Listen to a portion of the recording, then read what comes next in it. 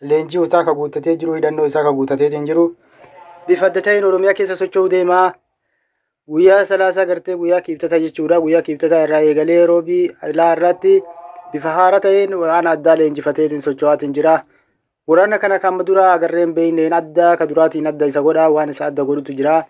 Kan waliin ilaalu ta'a kabajamtootaa fi jaalatamtoota keenya leenjii isaa bifa haaraan bobbaatee jira. Warra duraanii waraanatti takkaa hin bobbayin, warra duraanii takkaa waraana hin seenin bifa haaraan leenjisee bobbaasu jira. Kabajamtootaa fi jaalatamtoota keenya waraana bilisummaa Oromoo yeroo ammaa kana Oromiyaa naannoo adda addaa keessatti bifa haaraan socho'aatiin jira. Sochiin isaa kaammaan tana eegale kun isa duraaniitiin adda isiniin jaa.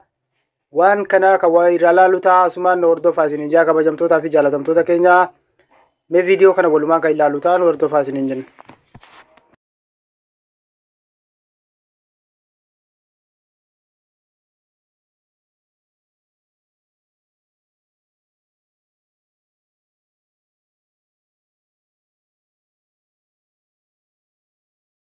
Isiniin jaa oduu haaraa. Abaa'oon oduu haaraa qabatee isinii dhufee jira.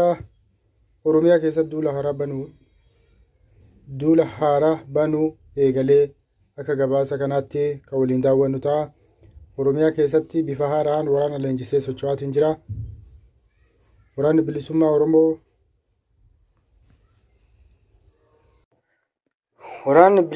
Oromoo yeroo ammaa kana bifa adda ta'een waraana duraanitiin adda kan isa godhu qaba. Wanni isa adda godhu yeroo ammaa kana bifa haaraan warra waraana duraan leenjii seenee hin jirre yeroo ammaa kana gara waraanaatti eegaleetiin jira. Daandii irraa daandiitti karaa magaalaa irraa magaalaatti socho'aatiin jira. Ka duraatii waan isa adda godhu qaba. Mee waraanni kun maaliif bifa adda ta'een kalee irraa har'a guyyaa har'aatti bifa adda ta'een socho'aatiin jira. Leenjii isaa bifa adda ta'een kan qopheeffatee jiru. Waraana isaa kan bifa adda ta'een qopheeffatee jiru. Waraanni bilisummaa Oromoo yeroo ammaa kana afaan jijjiiratee gara biraatiin seenaatiin jira. Isiniin jaa kabajamtootaa fi jaalatamtoota keenya.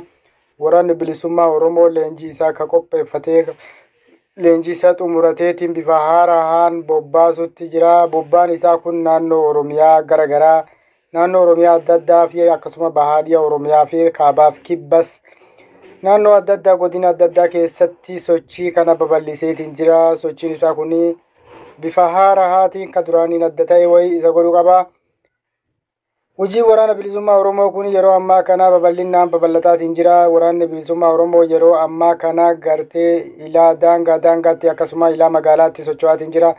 Sochiin isaa ka duraatiin adda isa godhu qaba. Walumaan kan ilaallu ta'a kabajamtootaa fi jaalatamtoota keenya.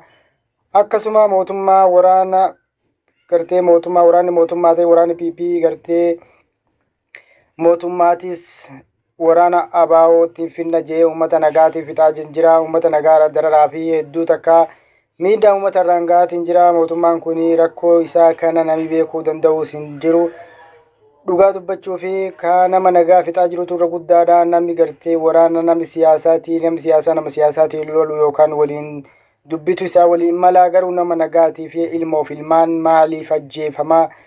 Akkasuma ilmaan namni nagaa qotee bulaan adda addaa maaliif ajjeefamaa? Rakkoo maaliif uumamaa nama nagaa irratti kan jiru kama waliin ilaallu ta'a kabajamtootaa fi jaalatamtoota keenya. Dhugaa dubbachuu fi akkasuma naannoo godina Wallaggaa akkasuma Harargee akkasuma godina Arsii Shirka keessatti nama irreedhaan gara waraanaa guuraatiin jiranii. Waraanaan gartee mootummaan kun lubbuu ga'eetiin jira. Uummata dararaatiin jira.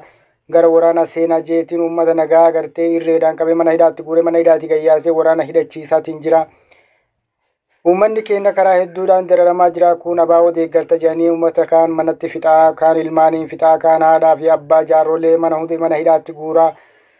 Dararaan uummata keenya hedduu irra gahaatiin jira. Isiniin jaa kabajamtootaa fi jaalatamtoota keenya. Wanni mootummaan ammaa yeroo ammaa kana dalagaatiin jiru hedduu tokko rakkisaadha. Ammas hedduu tokko miidhaa uummata irraan gahaatiin jira. Kaan ilmaan xixiqqoo fi akkasuma gurguddaa fi jaartiin jenne akkasuma walitti qabee mana hidhaatti guuree mana hidhaatti gayyaasee leenjii torbaan takka fudhatee uummata waa uumbeenne waa waraanuu uumbeenne waa dha'uu uumbeenne uummata qawweeyyuu garatti qabatan hin beekne torbaan takkaaf yookaan torbaan lamaaf leenjisee gara waraanaatti oofee gara waraanaatti ammoo dararamuudhaaf yookaan booji'amuudhaan uummata keenya ilmaan keenya dararamaatiin jiranii. Nami beela'ee waan takka irraa hin goru uummanni keenya beelaa fi gara waraanaa seenaatiin jira. rakkoon dhiyeenya kana gartee naannoo godina Harargeetti uumamaatiin jiru akkasuma beelaa fi akkasuma uummanni kaan waraanaan gartee uummanni rakkoodhaan guutameetiin jira. Uummata kaan irreedhaan guuranii ilmaan nagaa gartee ilmaan waan waraana uyyuu hin beekne waan gartee waraana garatti qabatan uyyuu hin beekne waan qawwee akkatti qabatan hin beekne hunda gahanii gara waraanaatti irreedhaan oofaatiin jira. Haadha abbaa irraa iyyisiisanii gartee jalaa fuudhanii mana hidhaa galchanii mana hidhaa irraa gayyaasanii gartee gara waraanaatti oofaatiin jiranii. Akkasuma waraanni kun kan itti oofan yookaan waraana bilisummaa Oromoo yookaan waraana gartee faannoo kan jedhamu kana waraanni kunneen uummata kana gartee waraana gartee itti oofan kana ijoolleen tun gara isiin dhooftuun beektu waraana gara isiin akkasitti gartee konfidensii sanii fi mu'aa waraana waan hin beeknee fi booji'amuudhaa fi dararamuu uummata diinaatiin cinqamaatiin jirti. Isiniin jaa kabajamtootaa fi jaalatamtoota keenya dubbiin kun hedduu kan nama gaddisiisu. Isiniin jaa asumaan gartee akkasuma godina Arsii lixaa gartee uummata gartee karaa Arsii akkasuma shirkaa keessatti akkasuma ilmaan xixiqqoo fi gugurdaa kaan gartee hidhadhaa jee irreedhaan guuraa kaan immoo ajjeesaatiin waraana bilisummaa Oromoo deeggartanii isin waraana bilisummaa Oromoo isa jedhu irratti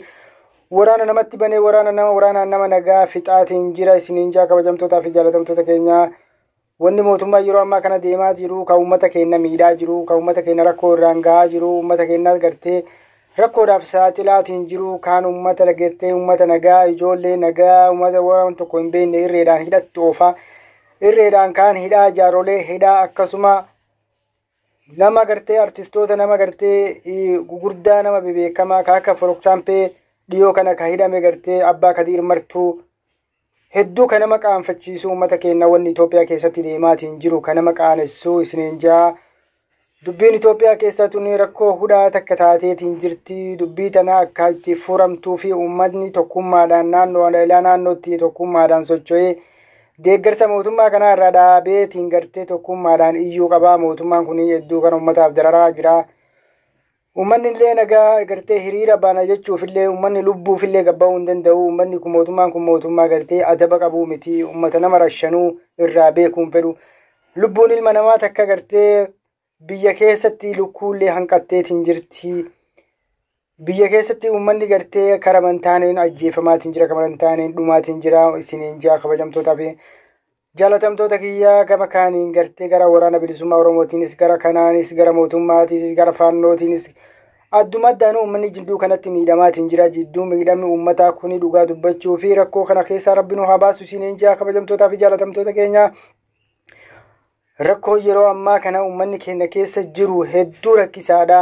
Rakkoo kana keessa akka itti baanuuf furmaata falachuudha. Mootummaan kun eessa akka nu geessu maalirra akka nu geessu jiru maal akka nu godhaa jiru walumaan kalaallu ta'a. Sumaan na hordofaa. Isiniin jaa kabajamtootaa fi jaalatamtoota keenya akkasuma waraana bilisummaa Oromoo kaje'uuni maqaa waraana bilisummaa Oromootiin sababatee uummata irratti uummata nagaa irratti waraana banee uummati nagaatiin bilaashadhumu jira.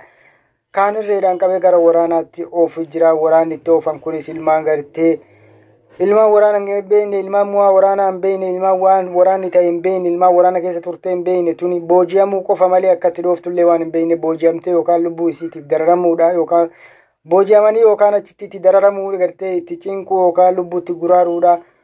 Kanaan arguu jirra onlaayina kanarraa waa'ee dut deemuus jira. Isiniin jaa kabajamtootaa fi jaalatamtoota keenya dubbii waa'ee Itoophiyaa kana rabbi nu haa laaffisu. Isiniin jaa dubbiin kun jabaataa dhufaatiin jira. Waa'ee waraana bilisummaa Oromootis bifa haaraan leenjiin isaa ka xumurameetiin jiru bifa haaraan guyyaa lamaan kana waan addaatti deemu jira. Waan addaa ka deemu jiru kana kan waliin ilaallu ta'a. Kabajamtootaa fi jaalatamtoota keenya waraanni bilisummaa Oromootis haala jijjiiratee bifa addaatiin socho'aatiin jira. Sochii isaa kana mee kan waliin ilaallu ta'a. Akka keerii haa godhu akkasuma wama hundaafuu waa'ee Itoophiyaa kun karakkisaa keessa galee jira. Uummati keenya jidduu kanatti miidhamaatiin jira. Nu keeruma barbaannaa akkasuma gama baawootiinis gama mootummaanis silaa nageenyi bu'ee hedduu gaarii ture. Garuu uummati keenyaa fi faayidaallee waan hin garreef gama mootummaatiinis miidhaan uummata irraa waan hin dhaabbanneef akkuma duriitti daranuu itti hammaataatiin jira. Isiniin jaa kabajamtootaa fi jaalatamtoota keenya mee gara viidiyoo kiyyaatti isin dabarsaa. Sumaan na hordofaa. Isiniin jaa kabajamtootaa fi jaalatamtoota keenya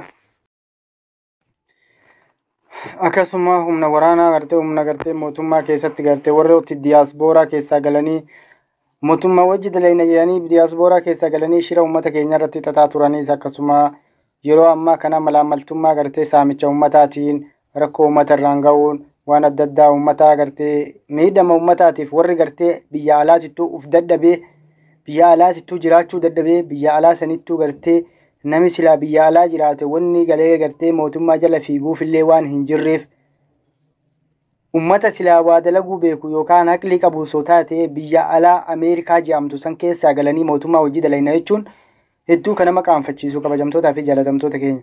Dhugaa dubbachuu fi uummanni Itoophiyaa Ameerikaan dadhabdee Ameerikaayyuu uf dadhabee ijibbaatee galeetiin biyyatti dhoqqee dhiitee hannaan rakkoodhaan uummata rakkoo saaxiluudhaan waan adda addaatiin uummata keenya miidhaatiin ture. Yeroo ammaa kana mootummaanuu wallabanii kagarii mootummaa keessaa bahee haalli mootummaa ta'uu fi baatee kagarii malaamaltummaa hannaatitti deebi'ee namni Ameerikaa keessaa galee biyyatti galee hannaan hidhame jechuun shame is very shame. Wallahi dhugaa dubbachuu fi kabajamtootaa fi jaalatamtoota keenya miidhaa nama keenya uummata keenya irratti deemaa jiru hedduu kan nama qaanfachiisu. Isaanis ka qaanfachiisu. Garuu uummanni kun uummata qaanii beekuu miti. Uummanni Obadiyoo jedhamu kun uummata qaanii beekuu miti. Dhugaa dubbachuu fi shira uummata keenya xaxanii nama uummata isaatiif hin yaanne nama haadha abbaa isaaniitiif hin yaanne. Uummanni Oromoo jechuun nama haadha abbaan isaanii keessaa gabbaa'e jechuudha. Uummata kanaaf hin yaadan jechuudha. Uummanni Oromoo jechuun nami quuqama Oromoo qabu jechuun yoo sabboonummaa hin qabne ati Oromoof hin yaaddu jechuudha. Isumaayyuu saba kan kee dhiiftee saba biraatiin yaadduu takka eegalta. Waan ajaa'ibaa takka deemu jira uummata keenya kabajamoo fi jaalatamoo. Dhugaa dubbachuu fi yaannaa ajaa'iba. Namni uummata kana keessaa ba'e uummata irratti dalage jechuun hedduu nama qaanfachiisa. Garuu ilmaan humni waraanaa akkasuma gartee humni waraana mootummaa ta'us waraana naannoo Oromiyaa ta'us kamiyyuu uummata kana keessaa gabbaa'e jechuudha. Uummata kana keessaa gabbaa'e ammoo uummata irratti dalagaa, uummata irra ajjeesaa, uummata karama irratti irrejjataa, uummata karama wama fedhan godhuun hedduu kan nama qaanfachiisu kabajamtootaa fi jaalatamtoota keenya. Kana ta'uufi dhugaa dubbachuu fi uummata keenya kabajamoo tokkummaan nu barbaachisaa, tokkummaa waliin haa dhaabbannu. Isin jaa oduun kiyya kana irratti qabannee isin dhiyaanne kan waan wajji tura.